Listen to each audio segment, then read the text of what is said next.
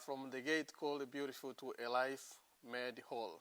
Welcome to day 9, and scripture reading comes from chapter 3 of the book of Acts 1 to 10. Brothers and sisters, you know the book of Acts is not merely a record of miracles. It is a revelation of how the risen Christ continues his ministry through the Spirit-filled believers. We see in Acts chapter 3, it invites us to slow down, to look carefully, and to ask a sobering question. Why do some people remain invisible to us, even when we pass them every day in the name of religion? And therefore, brothers, you see Peter and John, they were on their way to the temple. This was not an unusual journey. They had gone up at that hour, very hour of prayer many times before. The route was very familiar. The schedule they had was sacred, yes, and the ritual of going at that ninth hour was respected. Yet, on this very particular day, something changes. Not in the man seated at the gate, but in the man walking past him. You know, at the gate, it is called Beautiful. There sat a man who had never walked a single day of his life.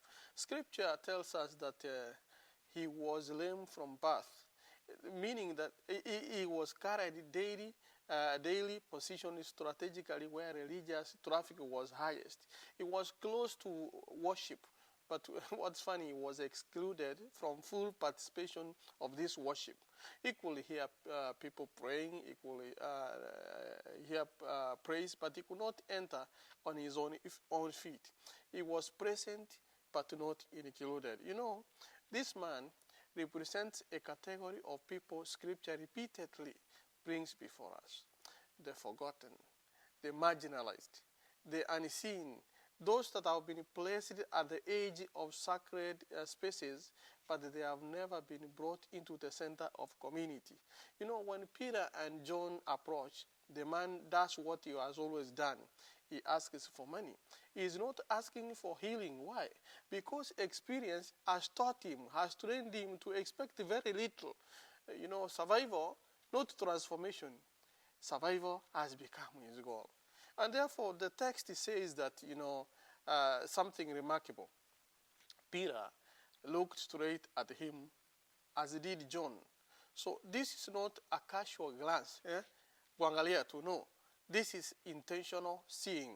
What am I saying? Before the miracle of walking, there is a miracle of being noticed. You know, Peter says, look at us. For the first time, this man is treated not as a problem to be managed or a nuisance to be avoided. No. He is invited into a moment of human dignity. He is given eye contact. You know, eye contact precedes divine intervention. And therefore, church, as we wind up this session of prayer, this 10 days of prayer, this matters because compassion always begins with attention. You cannot heal what you refuse to see. You see, then Peter speaks words that have echoed through Christian history. Silver or gold I do not have, but what I do have, I give you.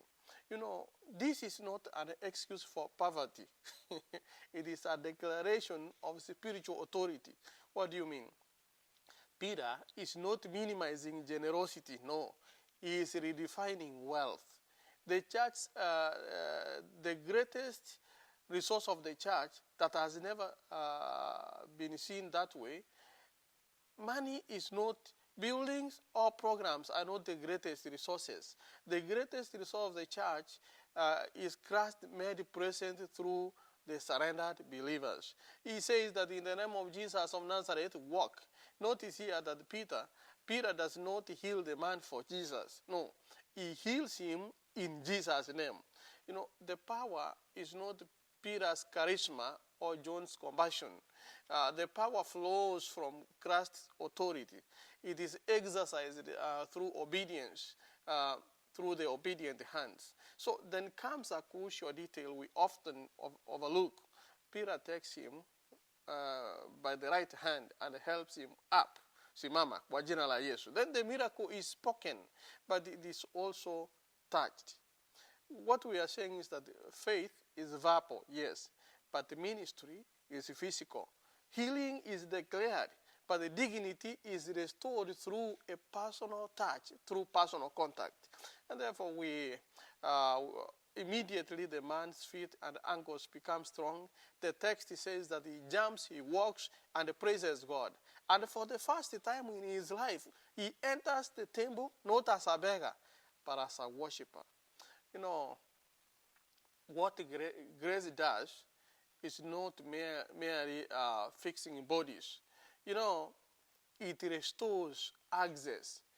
He moves from the gate to the court, from exclusion to participation, from silence to praise. And therefore, the people recognize him. They know his story. They had passed him for years. Suddenly, the one they ignored becomes the one they cannot explain. You know, Scripture says that they were filled with wonder and amazement. Who can't be filled with wonder and amazement right away? Here is the uncomfortable truth.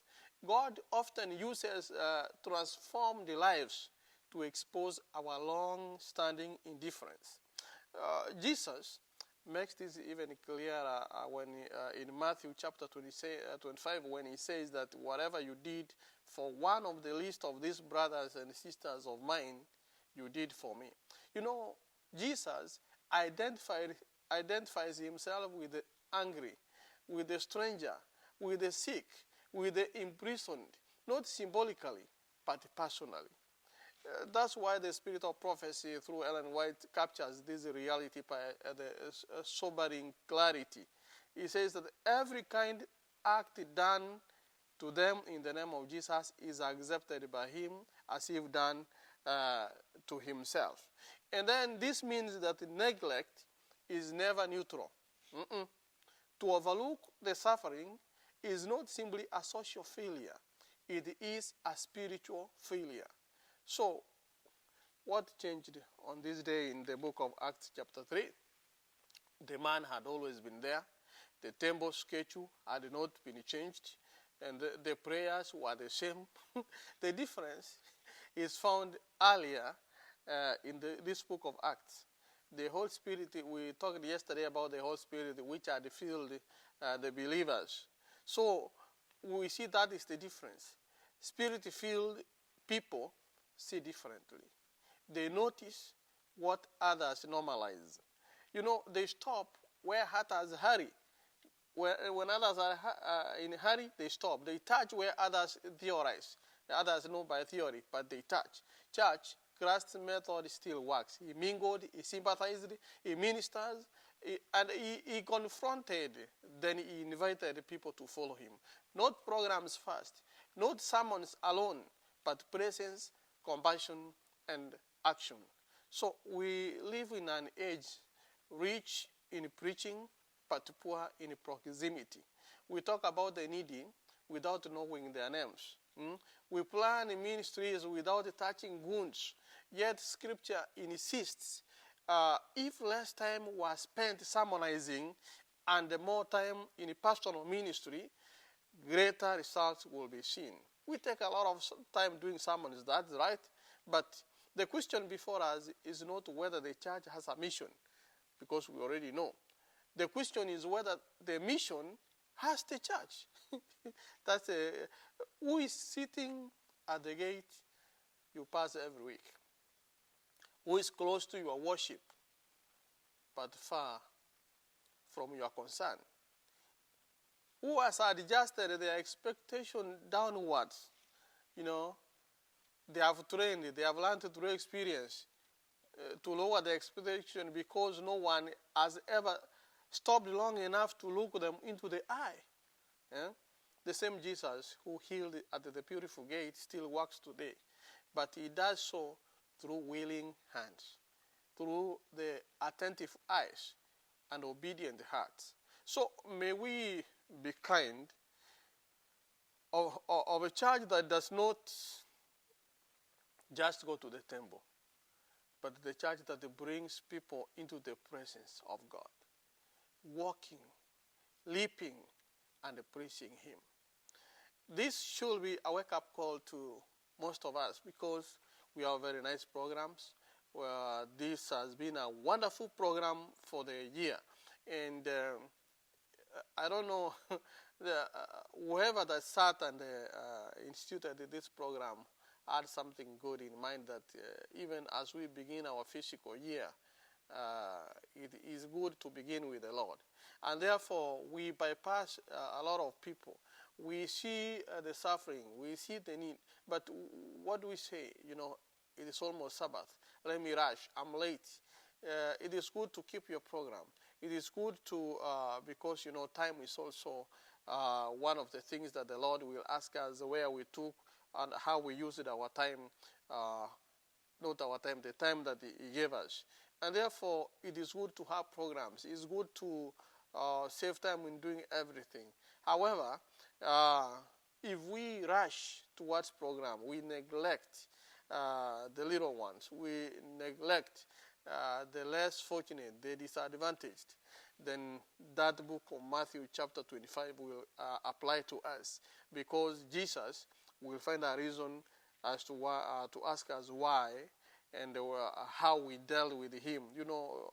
I want to reiterate that, He says that whichever that you did to this, the little ones of this, you did to me.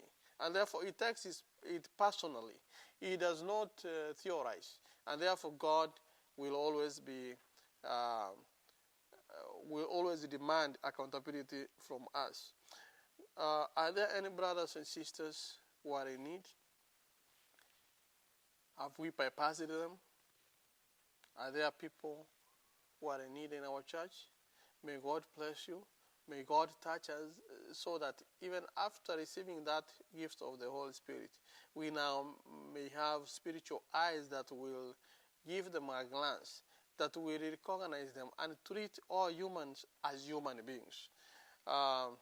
Before we dispatch to our various groups of prayer, remember we were one day late. That's why we are on the 90th day. And tomorrow will be our last day.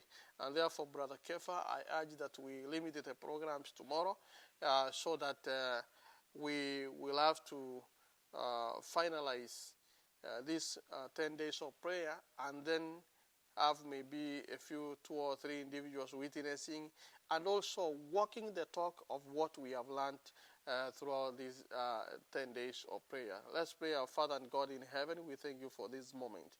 You have been good to us. We have seen, we have learned a great lesson through the book of Acts chapter 3.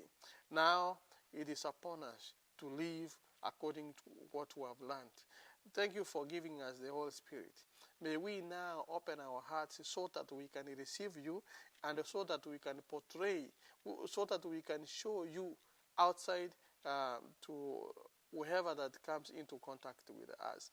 As we finalize these 10 days of prayer, may they be fruitful in us, so that we may live a changed life which will recognize other people's needs, at the same time rejoice you and welcome them, so that we can rejoice together. May you prepare us for your kingdom. May you be with us as we touch souls, so that we cannot as well be forgotten, so that we may not slack in the journey towards heaven. Be with us now, and also prepare us for your kingdom. In Jesus' name we pray. Amen. Amen. Thank you, and God bless you. Brother Kefa, now welcome and lead us on how we're going to disperse to our various prayer divisions.